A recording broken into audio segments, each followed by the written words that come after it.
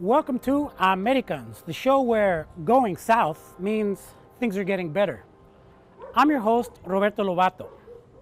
They call themselves Maya. Some in the younger generation call themselves Mayan Americans. Some speak only Spanish and still others speak only English. But regardless of whether they're facing challenges to their way of life in the fishing communities of Massachusetts or in the farming communities of Nebraska or in the urban communities like South Central LA, the people gathered at this 25th annual meeting of Mayan leaders agree on one thing. They agree on the need to preserve and expand the millennial mission at the heart of Mayan culture.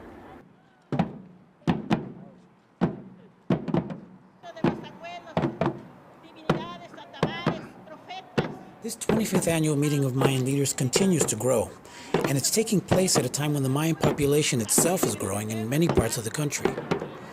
At the heart of this year's meeting is the issue of Mayan youth and the challenge of passing on the knowledge that, like the maíz, or maize, will grow in the United States.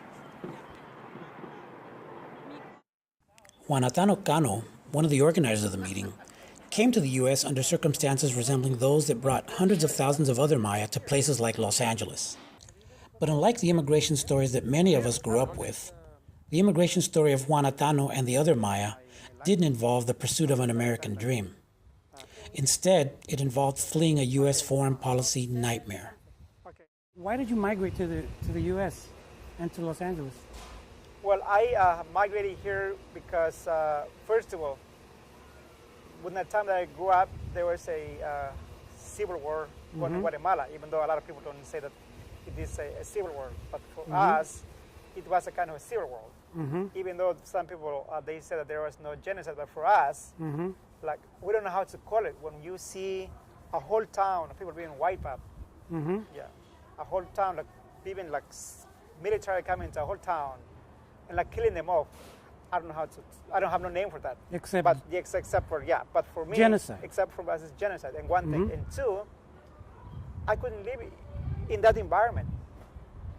Seeing my neighbors, seeing maybe relatives being killed, and it's like, what's going on here?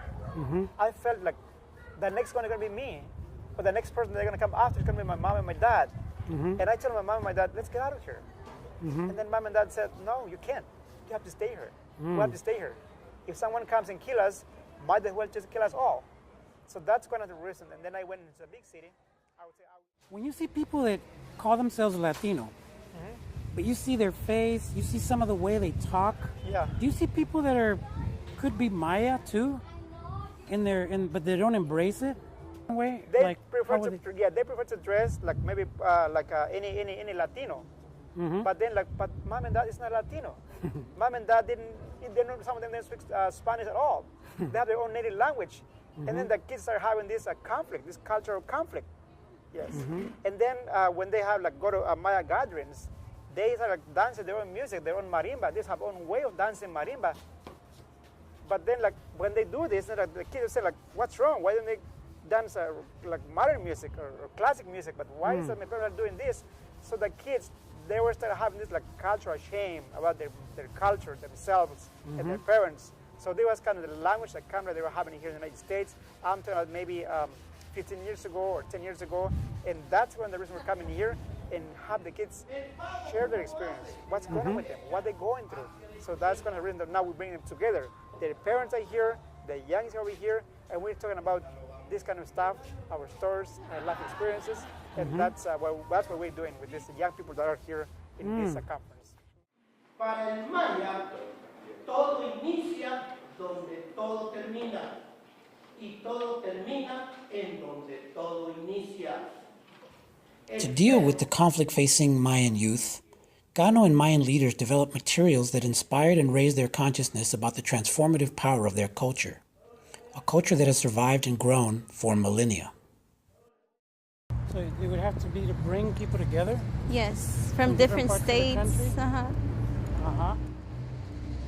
Born and raised in central Los Angeles, Karim Ventura is a walking, talking, and praying symbol of both the challenges and the potential of the Mayan future.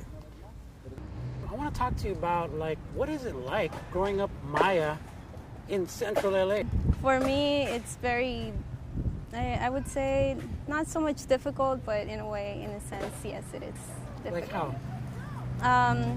There's only buildings, houses, not enough trees, not enough nature, not enough space to actually feel free.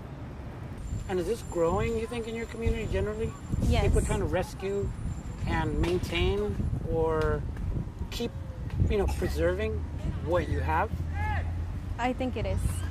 Where do you see it? Where do I see it? With our own communities. And how do you see With it? our own communities, there's more young people wearing the cortes, learning to dance, speaking the language. But it's also thanks to the parents, because we've also asked for them to please do so. We need that from them, because we can't teach ourselves. We need something from them. They know, but they don't want to tell us. But we ask them, we beg them, please tell us, we want to know. Todo el mundo maya es diferente al mundo occidental, todo.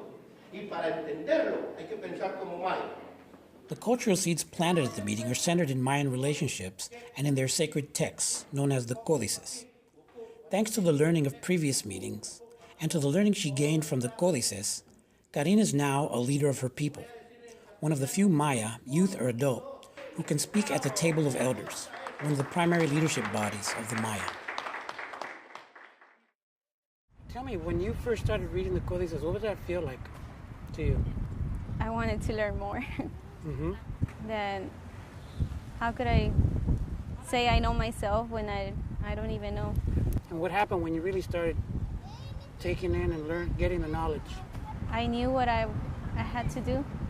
I knew what I need to do and where I'm going, where am I headed to. It gives me strength inside, and mostly passion.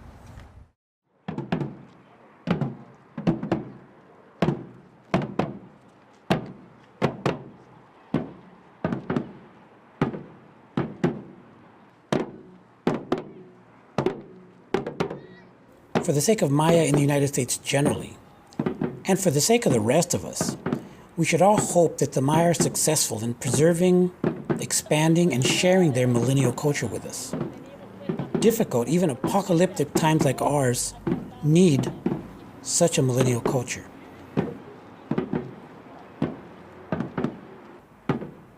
For Americans, I'm Roberto Lovato.